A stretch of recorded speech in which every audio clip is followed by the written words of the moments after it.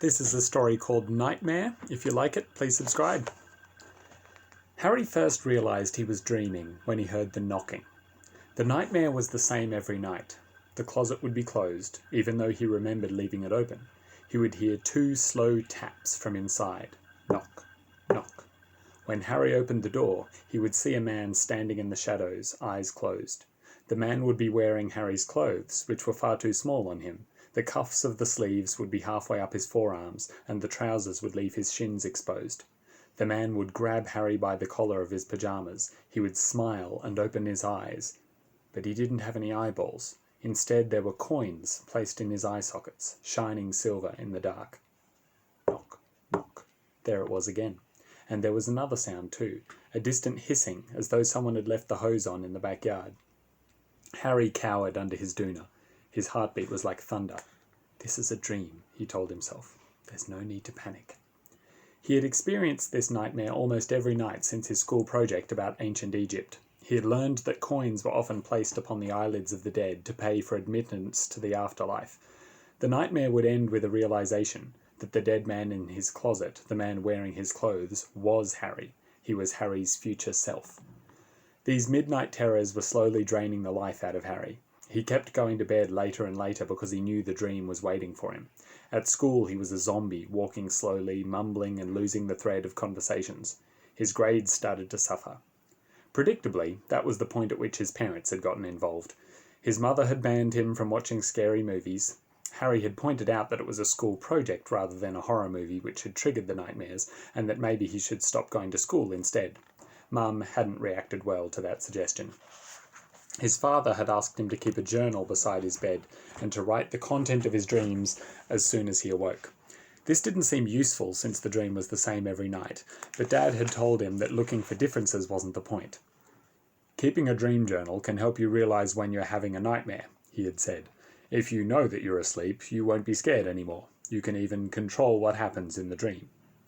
Harry knew he was dreaming now. He willed the dark, silent bedroom to transform into a tropical beach. Nothing happened. Harry got out of bed. His cotton pyjamas were soaked with sweat. His vision was blurred and his limbs were heavy. He felt half asleep rather than completely asleep.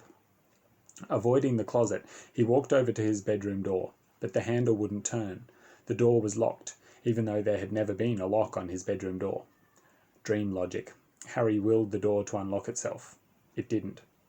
If he couldn't get out of the room, perhaps he could wake himself up. He blinked several times, hard. Nothing happened. He pinched himself on the arm. It hurt, but he didn't wake up. Someone had once told Harry, or maybe he had read it in a book, that bravery wasn't about not being scared. It was about being scared and doing the right thing anyway. He turned to face the closet. "Okay, coin man," he said. "Let's get this over with." He walked up to the closet door and put his hand on the handle. "It's just a dream," he told himself. "It can't hurt you." He yanked open the door. There was no one in the closet. Just polo shirts on hangers and running shoes on the floor. His socks were piled in a basket. There was a coiled black scarf he didn't remember seeing before, but otherwise he found nothing unusual. Harry forced himself to pore through the clothes, looking for signs of the man with coins for eyes, but he wasn't there. The dream was different this time. Harry turned to look at the rest of the room. He didn't shut the closet door for fear that the man would appear inside as soon as it was closed. He peered under the bed and behind the curtains. There was nowhere else to hide, but Harry was sure he had heard the knocking. Maybe the sound had been the air conditioner expanding or contracting. No, Harry had left it switched off. This was one of those summer nights when the air conditioner would make it too cold to sleep. Click. His bedroom door swung silently open, just enough to reveal a sliver of the corridor beyond. Goosebumps crawled over Harry's skin. The door hadn't been locked. Someone had been holding it closed. Now they had let go of the handle. "Wake up," he whispered. "Wake up." It was no use. He was trapped in the nightmare. A police car drove past the house, slowly, the blue and red lights making strange shapes across his curtains. Then it was gone. That hadn't happened in the dream before. He would have to put it in his journal. Harry walked up to the bedroom door and opened it all the way. The corridor stretched out before him, dark and still. No sign of the coin man. He stepped off the rough carpet of his bedroom and onto the cool floorboards. They squeaked, like always. It was impossible to move quietly in this house. Further proof that this was a dream. If someone had been standing outside his bedroom door a minute ago, in real life, he would have heard them walk away. He thought about waking up his mum and dad. Then he realised they couldn't help. They would be dream versions of themselves, powerless to stop the coin man. He opened their door anyway. Their bed was empty. Harry was alone and defenceless. Wiping his hands on his pyjamas, he walked further up the hallway. The back door was open, rocking back and forth on the gentle breeze. The moonlight illuminated the veggie patch and the compost bins outside. No sign of the coin man. Harry closed the door and locked it. After a moment's thought, he locked the cat flap too. He looked into the bathroom as he passed. Empty. The shower curtain was open. There was nowhere else to hide. Harry kept moving. When he rounded the corner, he saw the front door standing open. Mum and Dad were hovering on the porch in their pyjamas, looking anxious. They were talking to a police officer, a burly man with a notepad in his hand and a gun on his hip. His patrol car was parked on the street, lights flashing. Harry let the air out of his lungs. He wasn't dreaming. The knocking had been the police officer at the door. Mum and Dad had gotten up to answer it. Everything was fine. A hand snaked out of the darkness behind him and clamped across Harry's mouth. "Shh," a voice said. Harry's eyes went wide. He tried to cry out, but the palm across his mouth made it impossible. Fingers pinched his nose so he couldn't breathe. The man dragged him backwards around the corner, out of sight of the door. "I don't want to hurt you," the man whispered, in a voice that implied that he absolutely would hurt Harry if necessary. "I just want my snakes back." The words made no sense to Harry. He struggled, but the arm across his chest was like an iron bar. This was not a dream. This was life or death. A maniac had sneaked into the house through the back door, and now he was holding Harry prisoner. He could faintly hear his parents talking to the police officer. "Why would someone break into the reptile house?" Dad was asking. "We're not sure," the cop said, "but CCTV shows him coming this way. Are you sure you haven't noticed anything unusual?" "I'm sorry, officer," Mum replied, "but we've been asleep. We haven't heard anything." "Well, if you do see anything..." That was all Harry heard before the man pulled him into the bathroom and closed the door. The faint light coming through the window didn't reach the man's face. It was like being menaced by a giant shadow. The man probably wasn't all that big, but in the dark, small bedroom, he seemed enormous. "Speak quietly, or both you and your parents will be in deep trouble," the man said. "Where are the snakes?" Harry's heart raced. "I don't know anything about any snakes." The man produced a knife from his pocket. The blade gleamed in the moonlight. It looked like a simple fruit knife, small but sharp. He held it up to Harry's eye. "Don't lie to me," he said. "After my snakes escaped, I saw them crawl through your cat flap. You were up and about. I watched you opening doors, searching." Harry realised that this man must have stolen the snakes from the zoo that the police officer was looking for. But how had they ended up here? It was so bizarre that Harry almost thought he was dreaming after all. "I was sleepwalking," Harry said. It was almost the truth. He had believed he was asleep. The man toyed with the knife, spinning it in a gloved hand. "I once watched a dinosaur take a bite out of a man's leg," he said. "The human body only has about 5 litres of blood, and it can come out very quickly." That was when Harry realised that this man was completely insane. "Did you say dinosaur?" "Where are the snakes, kid?" The man touched the blade to Harry's throat with just enough pressure that Harry could tell how sharp it was. A doctor had once removed a suspicious mole from Harry's shoulder. There had been no pain because of the anaesthetic, but he had felt the razor point of the scalpel. This sensation was similar. If he told the truth, the man would think he was lying. If he lied, the man might think he was telling the truth. But what would he do next? He opened his mouth to speak, and then the floorboards outside the bathroom squeaked. His parents were walking back towards their room. The man put a finger to his lips, warning Harry not to speak. Harry shut his mouth. If Mum and Dad came into the bathroom, what would the man with the knife do to them? "Do you think that was a prank?" Dad was saying. "He looked like a real cop," Mum said. "I know, but who would break into the reptile house? And why would they try to hide on our street?" Harry could practically hear Mum shrugging. "I'm not a criminal mastermind. How would I know?" They walked past the bathroom without coming in. Harry let the air out of his lungs. He heard one of them open their bedroom door. "Just a second," Dad said.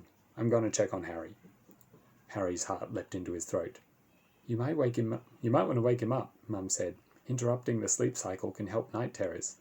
He needs his sleep, Jude. That's the point. He can't keep on going like this much longer.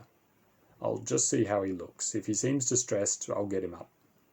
Dad's footsteps thumped towards Harry's room. The man pressed the knife harder to Harry's neck, warning him to stay quiet. Harry's bedroom door creaked open. Jude! Dad shouted. He's not here. What? Mum demanded. Harry's not in bed. Call out to them, the man whispered. Tell them everything's fine. Harry hesitated. Do it, the man insisted. I'm in the bathroom, Harry yelled. Don't worry. The man took the blade away from Harry's neck. He walked over to the door and waited. If Mum or Dad opened it, he would be able to catch them by surprise. He heard Dad approach the bathroom door. Is everything all right? He asked. I'm fine, Harry said. He reached behind himself, fumbling for a weapon. I woke up and needed to go to the toilet. Don't come in. Why don't you have the light on? I didn't want to wake you. Okay, Dad said, but he didn't move away. I'm fine, Harry said again. Go to bed. I'll see you in the morning. All right, Dad said finally. He walked away and Harry heard his parents' bedroom door close. Bravery is doing the right thing, he told himself, even when you're scared. Smart boy, the man whispered. So, where are my... Harry hit him in the face with the toilet brush. The man yelled and spluttered as the bristles scraped his nose and cheeks. He swung the knife at Harry, but the toilet brush was a longer weapon. Harry was able to keep out of reach as he blocked and parried like a fencing champion. Mum! Dad! He yelled. Run! The snake thief is in here! He heard Mum and Dad coming towards the bathroom. No! Harry cried, blocking another stab with the brush. Don't come in! Run away! Call the police! His parents didn't listen. Perhaps they thought he was having a nightmare. Dad pushed the bathroom door open. The man with the knife whirled around to face Harry's father. Dad screamed. Seeing his father scared made Harry even more frightened, but he didn't give up. He lunged forward and grabbed the thief's arm, stopping him from swinging the knife at Dad. The man roared with rage and shook Harry off, but Dad had already darted back out of reach. Jude, he yelled, call the police! Harry ripped a towel off the nearest rail and tossed it over the thief's head. As the thief tried to untangle himself, Harry slipped past him. He dragged Dad out of the bathroom door and pulled it shut. A moment later, he felt the thief wrenching at the handle from the other side. Help! Harry yelled. He's too strong! Dad grabbed the handle and held the door shut. Go with your mother, he shouted. Get out of the house! Where are my snakes? The man in the bathroom was screaming. We can't leave you, Harry told Dad. Go! Dad roared.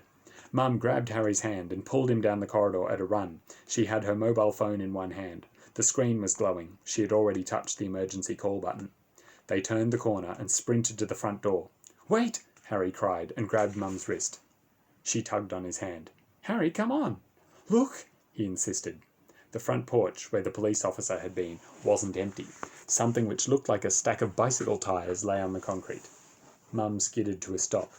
What is that? A coiled-up snake raised its fearsome head. They both screamed and scrabbled backwards. The snake's golden eyes flickered as upside-down eyelids blinked. Its nostrils flared. A forked tongue probed the air like the stalked eyes of a snail. It unhinged its jaw, revealing enormous fangs backed by pink glands swollen with venom. They had found a stolen snake, and it was blocking their escape route. Snakes are cold-blooded, Harry told himself. Without sunlight to keep it warm, this one would be too sleepy to attack.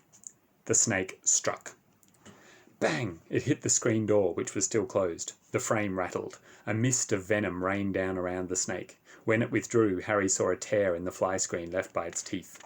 The summer air must be warm enough to keep the snake awake. It examined the tear in the screen and slipped its head through the hole. Centimetre by centimetre, the snake fed itself through the door into the house. The back door, Mum whispered. Quickly! They ran in the other direction. Harry had locked the back door earlier. It took Mum a few seconds to unlock it when they got there. Dad! Harry shouted as she worked. What are you still doing here? Dad demanded. There's a snake coming into the house through the front door. A what? A snake! Mum had gotten the door open. Come on! Harry hesitated. If the snake came up the corridor and found Dad, he would have a terrible choice. Let go of the bathroom door and face the man with the knife, or stay where he was and hope the snake didn't bite him. How could they leave him under those circumstances? "I'll be fine," Dad yelled. "Just go."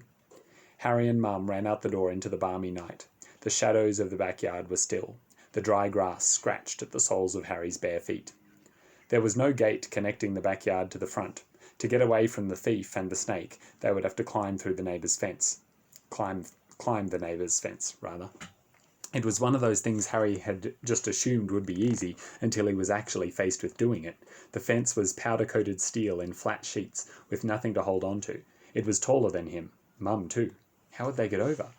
Mum was already grabbing a two-person garden seat. "Help me carry this," she grunted. Harry ran over, gripped one end of the chair and lifted. They dragged it over towards the fence, and then they heard smashing glass. Harry whirled around. The thief had broken the bathroom window. He must have given up on trying to get past Dad, who was still holding the bathroom door. The thief kicked off the last few shards of glass from the frame and pushed his legs out the window. It would only take him a few seconds to climb down, and then he would be in the backyard with them. He still had the knife. Harry could see it glittering on his belt. There was no time to get over the fence. "Quick!" Harry hissed. "Back into the house!" "What about the snake?" Mum demanded. "Just trust me."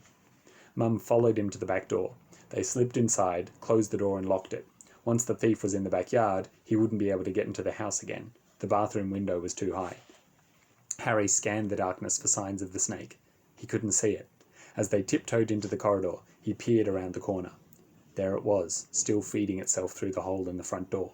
The snake was so long that it would take it another minute at least to get all the way in. They ran to the bathroom and found Dad still holding the bathroom door shut. "He's climbed into the backyard," Mum whispered. "You can let go." Dad's face was pale in the gloom. "What about the snake?" "Snakes can't open doors," Harry said. "We'll shut ourselves in my bedroom. We'll be safe there." "Why not our bedroom?" Mum asked. "Your window faces the backyard," Harry said. "Mine faces the street. It's safer." Mum nodded. She and Dad followed Harry to his room. When they were all inside, he closed the door.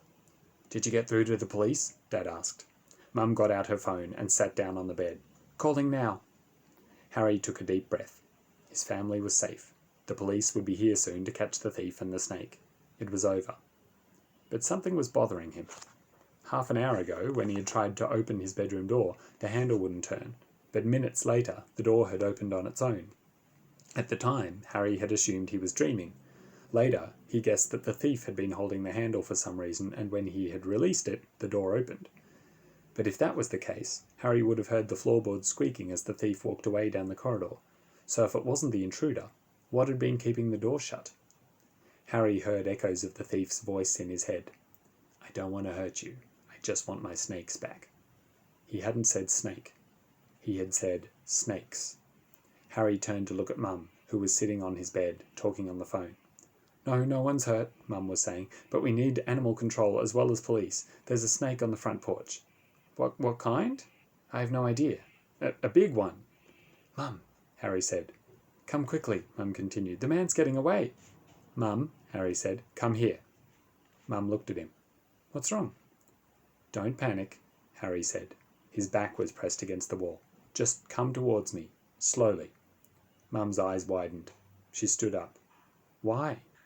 The snake under the bed watched her ankles. It was bigger than the one on the front porch had been. The scales were as big as coins. The tongue flicked the air, seeking prey. "Come on," Harry said, holding out his hand. Mum walked over to his side of the room. The snake watched her go, yellow eyes shining in the dark. "Don't scream," Harry said, when Mum turned around to look at where she'd been sitting. She didn't, but she let out a shocked gasp as soon as she saw the coiled snake under the bed. The snake raised its head and looked from her to Dad to Harry. This was so much worse than his nightmares. Now there really was a monster under the bed. "What do we do?" Mum cried. "We wait for animal control," Harry suggested. It was terrifying, staring down this alien creature in such a small room, but he didn't think they had a choice. The other snake was loose in the rest of the house, and they already knew it was violent. It wasn't safe to leave the room. But nor was it safe to stay.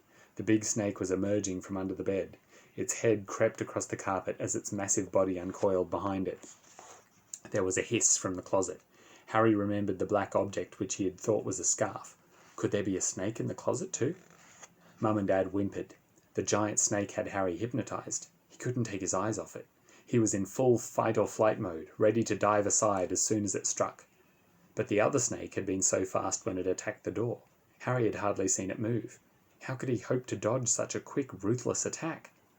The snake slithered closer and closer, hissing like a punctured car tire. There was still no sign of animal control. They were doomed. Harry reached for the nearby desk, looking for something he could throw at the snake, but there was nothing substantial. Just a comic book, a plastic pen, and the remote for the air conditioner. The snake bared its jaundiced fangs. Harry hit a button on the remote. The air conditioner beeped above his head. The fan whirred to life. A blast of cold air swept out.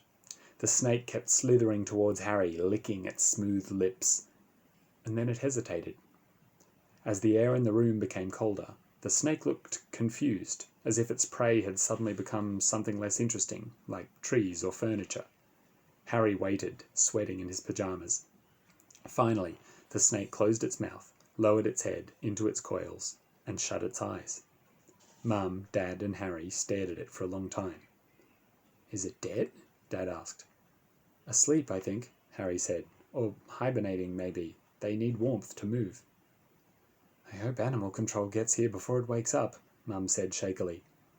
Harry thought there was a good chance of that. He could already hear wailing police sirens. As long as the air conditioner kept the snake cool, he didn't think they were in danger. Movement caught his eye through a gap in the curtains. The thief was standing under the streetlight, a black sack hanging from one hand. The shape made it look like something round and flat was inside. Another snake, perhaps. This was the first time Harry had seen his face clearly. He had thin eyebrows, perfect teeth, and silver-grey eyes which shone in the glow from the streetlight. They almost looked like coins. The thief saw him looking. He stepped backwards into the shadows and disappeared. Harry never saw him again, in real life or in dreams. That's the end of the story. The book is 400 Minutes of Danger. I hope you liked it. I'm Jack Heath. If you enjoyed it, please click subscribe. I've been trying to do one of these every day while we're all in lockdown, but I don't think I can actually keep that up because I'm starting to fall behind on my writing deadlines. I have a book due on the 4th of May and another one at some point in June, and I'm not getting a lot of sleep because there's a baby in the house and also a pandemic. So I apologize in advance that I won't be able to do another one of these stories every day, but I am going to keep posting them when I have time to do them. So feel free to like and subscribe and share to if you felt like doing me a favor. And either way, thank you very much for watching. Hope you've had a good time. Stay home, read books. See ya.